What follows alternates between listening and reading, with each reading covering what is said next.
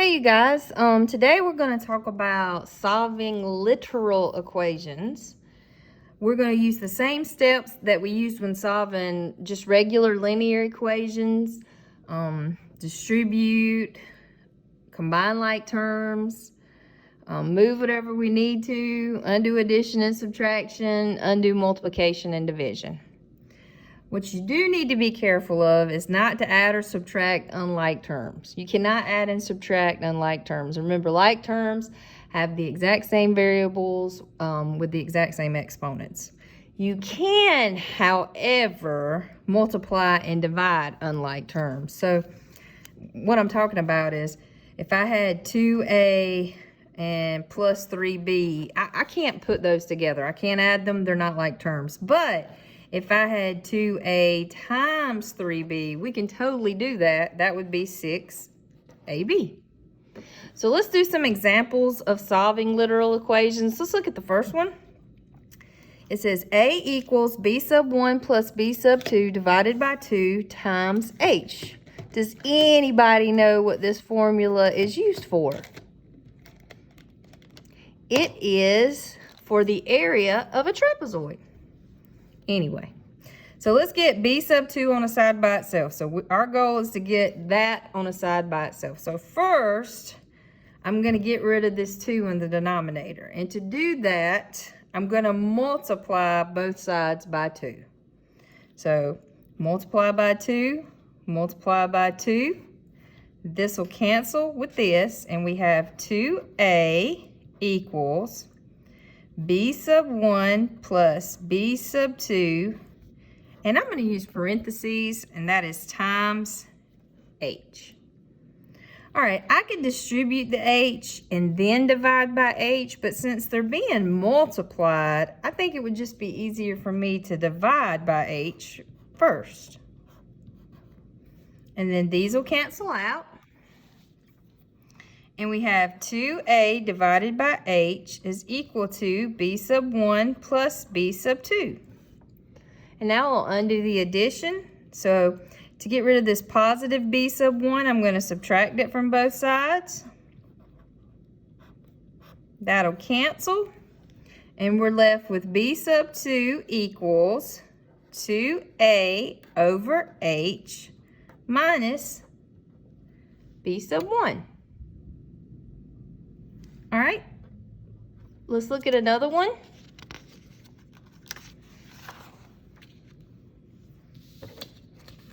Whoops.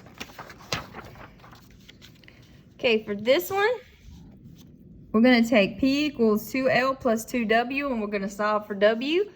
Does anybody know what that's the formula for? That is the formula for the perimeter of a rectangle. So we want to get w on the side by itself. So the first thing I'm going to do is move the 2l to the other side. It's being added. So to move it, I will subtract. Now I can't put p and 2l together. They're not like terms. So I'm just going to say p minus 2l equals 2w.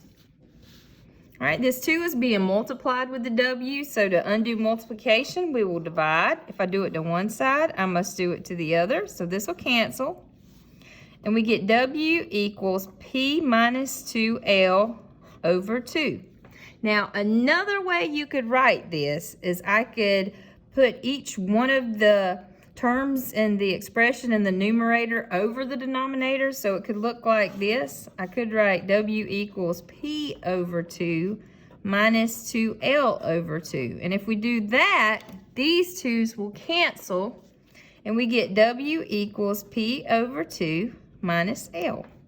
Both of these answers are correct. It's just a different kind of way to write it. Let's look at the next one. It says x over r minus s equals t, and they want us to get x on a side by itself. So the first thing I'll do is undo the subtraction. To get rid of a minus s, I'm going to add s, and if I do it to one side, I must do it to the other. This will cancel.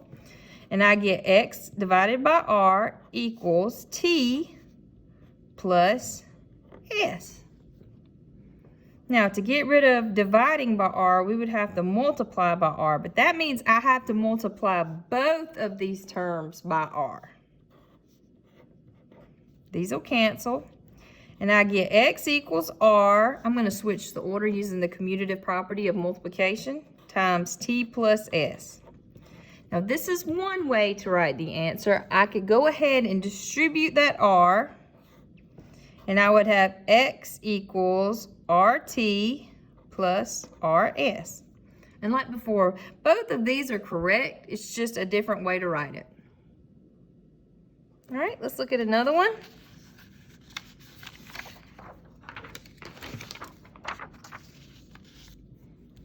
Whoops. For this one, we have s equals n minus 2 times 180, and they want us to solve for n. So 180 is being multiplied by n minus 2. I could distribute the 180, or we could go ahead and divide by 180. This time I think I would go ahead and distribute first, just for fun. So I'm going to distribute. So we'll get s equals 180 times n minus 180 times 2 is 360.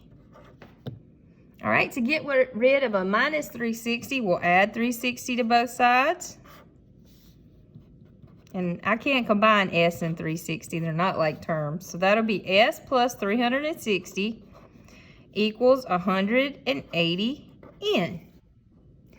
And now to get rid of that 180 beside the n, they're being multiplied, so I'll divide. And this will cancel. And I'm going to flip the side that the variable is on, the n, the one we're interested in. And that's the symmetric property of equality. Anyway, so we get n equals s plus 360 over 180. And then again, if I wanted to separate and put both of these terms over the denominator, I would have s divided by 180 plus 360 divided by 180. And we can simplify this. What's 360 divided by 180? That would be 2. So again, this answer is correct. This answer is also correct. It's just written a different way. All right, let's do one more. For this one, they want me to take y equals mx plus b, and first we're going to solve for b. Now, this is slope-intercept form, right? Slope-intercept form. And m is your slope, and b is the y-intercept. So let's get b on a side by itself first. So if I have y equals mx plus b, now we have mx being added to b. So to get rid of it, I'm going to subtract. That'll cancel. Now, I cannot combine these. They are not like terms. So I'm going to say y minus mx equals b. So that's the first thing they asked me to do. The second part of the question says, find the y-intercept, which is b, when the slope is 4 and it passes through the point 1, negative 8. Now, this is a ordered pair, right? So this is my x-coordinate and this is my y-coordinate. And if the slope is 4, that means m equals 4. So let's plug those values in using this. So b will equal, instead of y, I'm going to plug in a negative 8, minus, instead of m, I'm going to plug in a 4. And instead of x, I'm going to plug in a 1. And mx means m is being multiplied by x. And then we'll simplify. So 4 times 1 is 4, and negative 8 minus 4 is negative 12. So that means the y-intercept for that particular situation would be negative 12. All right, I hope you have a great rest of the day.